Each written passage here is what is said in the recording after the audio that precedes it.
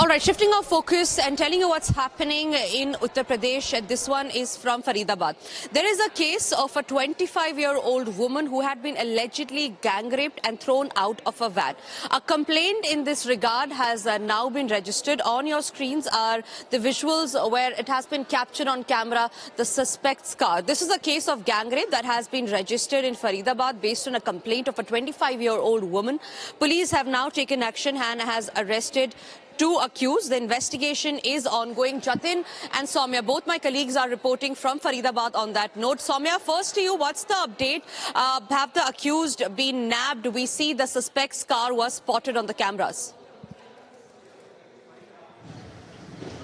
Yes, Tanisha, as of now, two accused have been arrested.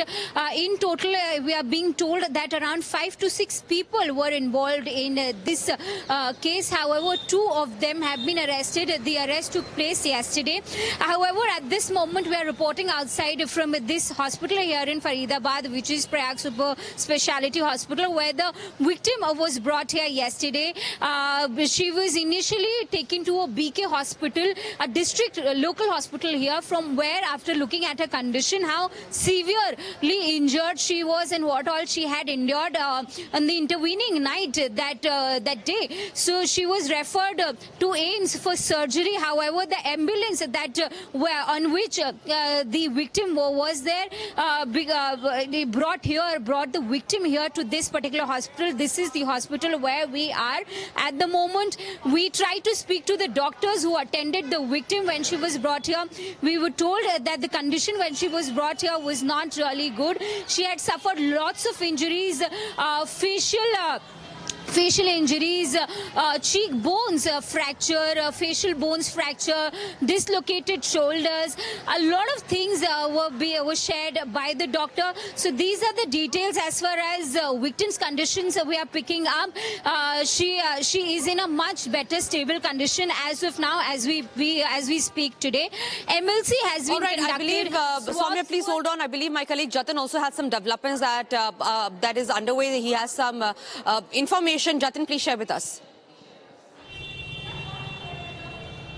बिल्कुल, देखिए राजा चौक पर इस वक्त मेरी मौजूदगी है, जो कि एसडीएम नगर में आता है, और ये राजा चौक है। देखिए यहीं पर ही उस लड़की को डंप किया था, चलती गाड़ी से जो विक्टिम थी उसको फेंका गया। और जो सीसीटीवी आप देख रहे हैं वो इसी सड़क का है, जहाँ पे सफेद रंग की वो गाड़ी इको वैन जिसको बोलते हैं, वो बहुत तेजी से मूव करते हुए सामने जो आप गोल चक्कर देख रहे हैं इसी रोड की तरफ जाती है। लेकिन सबसे इन्वेस्टिगेशन में एक दिलचस्प और अलग चीज ये निकलकर सामने आई कि लड़की को डंप करने के बाद इस चौक पर गाड़ी वापस आती है। दोनों के टाइम फ्रेम की अगर बात करें तो 3 से 4 मिनट का था। ये चेक करने के लिए वापस आती है कि आखिरकार उस लड़की की सिचुएशन किस तरीके से है, और इसके ठीक पैरेलल वाली रोड से वो गाड़ी फिर मूव करते हुए आगे जो दूसरा कट है वहां की तरफ मूव करती है। लेकिन सबसे बड़ी बात कि इस पूरे इंसिडेंट में 3 घंटे तक एक लड़की जिसके साथ गैंगरेप किया गया वो फरीदाबाद की सड़कों पर घूमती रही। न्यू ईयर्स का समय है, लेकिन उसके बावजूद किसी तरीके का सिक्योरिटी प्रोटोकॉल, सिक्योरिटी चेक नहीं था। जिस जगह पर ये इंसिडेंट हुआ वो यहाँ से तकरीबन 10 किलोमीटर दूर है, तो आप इसी से अंदाजा लगा सकते हैं कि 10 किलोमीटर के पूरे स्ट्रेच में कोई पुलिस बैरिकेड नहीं था जो उस लड़की को बचा सके। और जिस कंडीशन में लड़की को इस चौक पर गिराया गया वो अपने आप में बहुत क्रूशल था, क्योंकि उसके हेड पर इंजरीज है। जो जानकारी मिल रही है कि फेस पे तकरीबन 12 स्टिचेस उसके आए हैं, और उसको दिल्ली रेफर करने की बात की गई थी, लेकिन एक प्राइवेट अस्पताल में अब उसका इलाज किया जा रहा है। पुलिस ने इस पूरे मामले में 2 लोगों को गिरफ्तार किया है। In fact, Jatin, we are also getting an information that the complaint was registered on the 30th of December, somewhere around 3 a.m. The family of the victim have alleged that she was thrown out of the van and that the accused took her to a secluded area in Faridabad. Here is the version of what the family has to say, and then we'll get you the police's version in the case.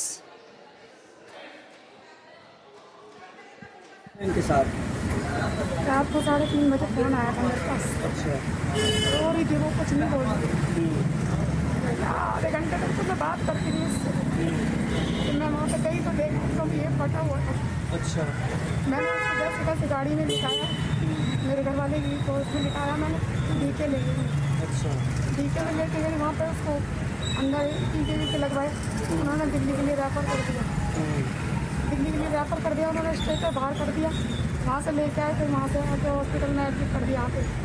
ऐसे होश नहीं था बिल्कुल भी। लड़की रहती कहाँ है? कल्याणपुरी में रहती है। शादीशुदा है? कल 23 दिसंबर को थाना कोतवाली में एक दुष्कर्म का मामला सामने आया था, जिस पर पुलिस द्वारा त्वरित कार्रवाई करते हुए दुष्कर्म की धारा के अंतर्गत मामला दर्ज किया।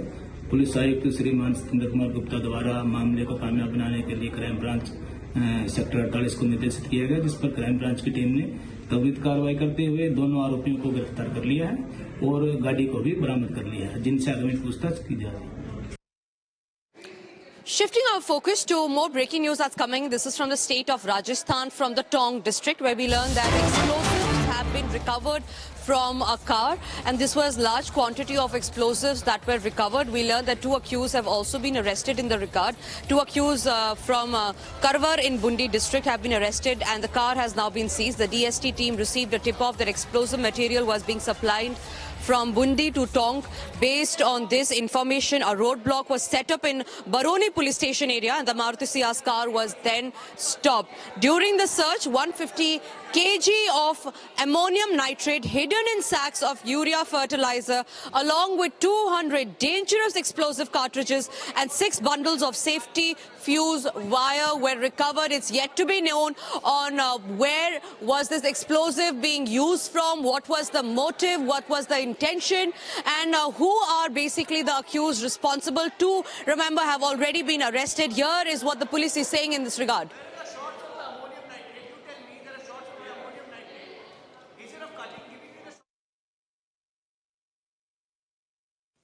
देखिए, टोंक डीएसपी के द्वारा एक बड़ी कार्रवाई हुई है, जिसमें एक मारुति सियाज जो गाड़ी थी, ये गाड़ी बूंदी से रवाना हुई और टोंक की तरफ ये गाड़ी आ रही थी। टोंक डीएसपी को सूचना मिली तो ये मारुति सियाज गाड़ी थी, जिसमें एक एक्सप्लोजिव जब्त किया गया और ये एक्सप्लोजिव जो है ये 150 किलो अमोनियम नाइट्रेट था, जो यूरिया के कट्टों में छुपा के रखा गया था।